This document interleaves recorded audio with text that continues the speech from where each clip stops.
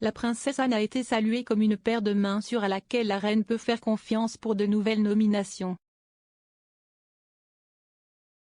La reine transmettra probablement à sa fille unique les rôles les plus prestigieux que le prince Andrew a rendus plus tôt ce mois-ci, selon un commentateur royal. Nigel Cavethorne, auteur de Prince Andrew, Epstein, Maxwell and the Palace, a déclaré à Express. Co.uk, je pense qu'ils disperseront les patronages aux autres membres de la famille royale. Et les plus prestigieux, je pense, iront à Anne. Après tout, elle est une paire de mains sûres.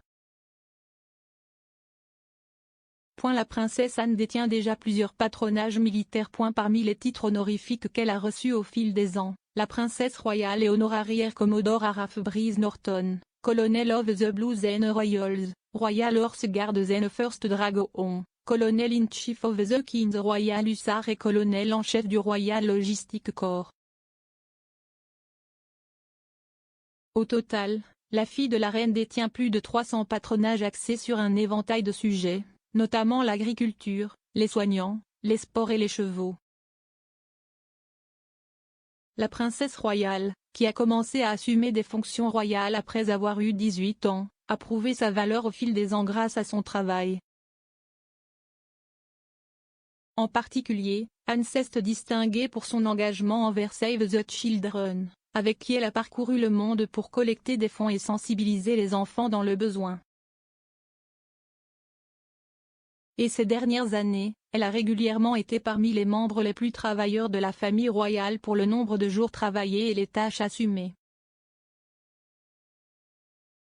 La princesse Anne fait partie des 11 membres de la famille royale qui pourraient se voir remettre les anciens parrainages d'Andrew.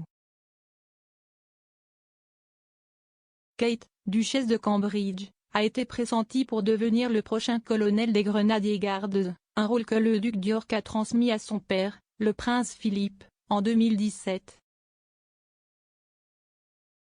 La semaine dernière, le Sunday Times a rapporté une source de haut niveau dans les gardes affirmant que les membres des régiments adoreraient si le titre honorifique était transmis à Kate. Ils ont dit, des sondages de paille dans les rangs, ils aimeraient tous que ce soit Kate. Nous admirons tous la façon dont elle s'est intégrée et s'est comportée. Elle ne semble jamais se tromper de pied. Le palais de Buckingham a annoncé le 13 janvier que le prince Andrew ne détiendrait plus les patronages royaux et militaires.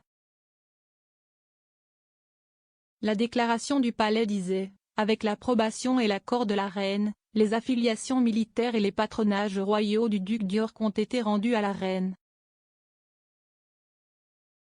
Faisant référence au procès intenté contre le prince Andrew par Virginia Giuffre l'été dernier, le communiqué a ajouté, le duc d'York continuera à n'assumer aucune fonction publique et défend cette affaire en tant que citoyen privé. Des sources royales ont également déclaré que le duc d'York conservait son style HRH mais ne l'utiliserait dans aucun cadre officiel. Le prince Andrew, un vétéran de la guerre des Malouines, a détenu plusieurs titres militaires honorifiques, dont celui de colonel royal des Royal Highlands de Fusiliers, de colonel en chef des Royal Highlands de Fusiliers au Canada et de commodore en chef de la Fleet Air Arm. Parmi les autres titres honorifiques qu'il a perdus, il n'aura plus de rôle dans les clubs de golf Royal Portrush et Royal County Down en Irlande du Nord. Madame Giuffre, anciennement Virginia Roberts, accuse Andrew d'avoir commis des agressions sexuelles et des coups et blessures sur elle lorsqu'elle avait 17 ans. Elle allègue qu'elle a été victime de la traite par Jeffrey Epstein, un délinquant sexuel condamné pour avoir eu des relations sexuelles avec le duc à 3 reprises en 2001. Le prince Andrew nie fermement ces allégations et tout acte répréhensible.